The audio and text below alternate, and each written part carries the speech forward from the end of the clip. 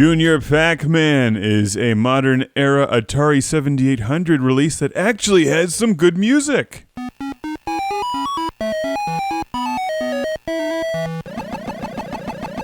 This game is fantastic. Although I am a little bit confused about the Pac-Man chronology. I think it goes Pac-Man, Ms. Pac-Man, followed by a couple cocktails and Pac-Man Plus. That clearly leads to Baby Pac-Man, who grows up and turns into Jr Pac-Man. And then you have 6,000 Namco Museum releases to help pay for Jr Pac-Man, because, man, those things are expensive. That's my take on the franchise. This game is brutal. So much more difficult without the warp tunnels. I don't think I really fully appreciated the warp tunnels in Pac-Man or Ms. Pac-Man until spending some time with Jr Pac-Man, only to find myself trapped in the corners and being devoured by the undead. Frequently. Eat those ghosts before they eat you. Jr Pac-Man was originally released to the arcades in 1984. It's not an official Namco release, so you won't find this game on very many game consoles. It's on the Atari 2600, and of course I'm ecstatic to see it here on the 7800, where it looks and plays great. This is one of the forgotten Pac-Man arcade games. Everyone knows Pac-Man and Ms. Pac-Man, but not that many people are familiar with Super Pac-Man, Baby Pac-Man, or Jr Pac-Man. Baby Pac-Man's the one that was a hybrid pinball machine video game. I used to play that at Pizza Hut. It's a pretty crazy game.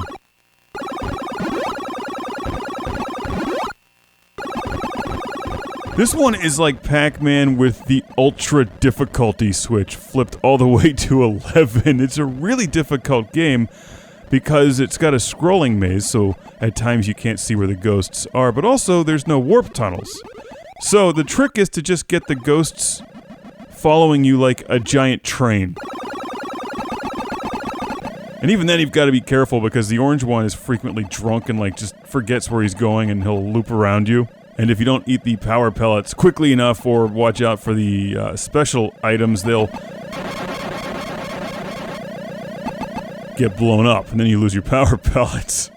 As if the game wasn't difficult enough. What's next? Combine it with Robotron? Oh please, I wish they would do that. What I like about Jr Pac-Man is that even though I'm not quite as fond of it as, say, Pac-Man or Ms. Pac-Man or Super Pac-Man, it's a different take on Pac-Man, and I always appreciate that.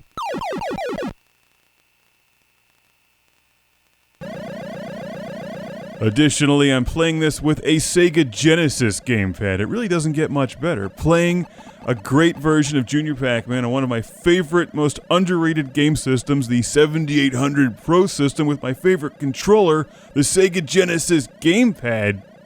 The only thing that could be better is if this was Super Pac-Man, which is also a homebrew release for the 7800. Pretty exciting times we live in. So much Pac-Man, so little love for the 7800. Had Atari released games that were this good when the Atari 7800 ProSystem was new, nobody would care about Nintendo today. Everyone would be playing Atari. Now, everybody who listens to this show already is playing Atari. I played 2 different Ataris today. Nobody would be talking about Nintendo Switch. Kids would be asking for an Atari 5200 for Christmas, with wireless controllers that don't suck. What are you playing, Jimmy? I'm playing Skyrim on Atari 5200. Now, Jr Pac-Man has a beautiful story, because as you can see, Pac-Man and the ghosts are segregated, but Jr Pac-Man breaks down that wall and finds a way to hook up with Yum Yum.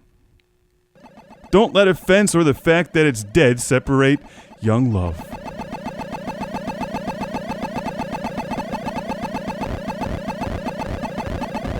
Where do you go from there? How about I talk about the different mazes in Jr Pac-Man? Actually, I find the first level to be one of the most challenging. It's so easy to get cornered in the first one. The second one's not too bad, but I always end up losing all my lives by the time I get here.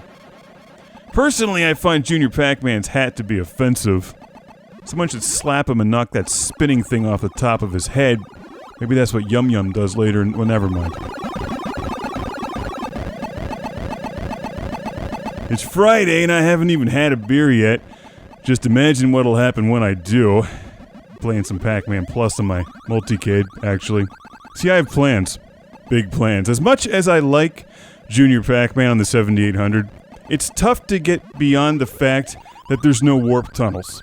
Because they're so critical to my strategy when avoiding the ghosts, because the ghosts slow down in the warp tunnels. And it gives Pac-Man, or Miss Pac-Man, a reprieve from being chased for just a few moments. You never get that in this game. You're always being chased. It's tough. I like this one a lot. I highly recommend it for the 7800. This is from Atari Age, and my good friend Michael from Chicago loaned me his copy. Thank you so much, Michael. I've really enjoyed this. Jr Pac-Man is tricky, but you gotta love these cutscenes, especially when you have a filthy mind like me.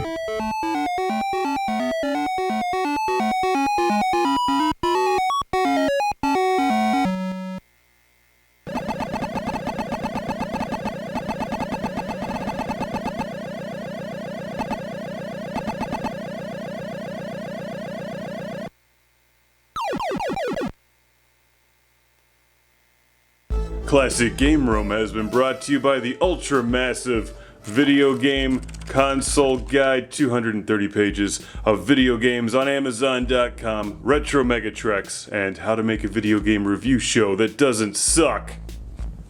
And Jesus number 2. Welcome to the Patreon Lord Carnage Club, being shouted from a turbo volcano. Michael and Ariana Nelson, Ian Shore, Steven Chucknick, Al Stever, Rick DeBarros, Jason Goy, Andy Schleiss, Sergio Matthias Hergert, Philip Strabenmuller, Jack Stavris, Ohad Kane, Simon Allen, and Sean Zoltek.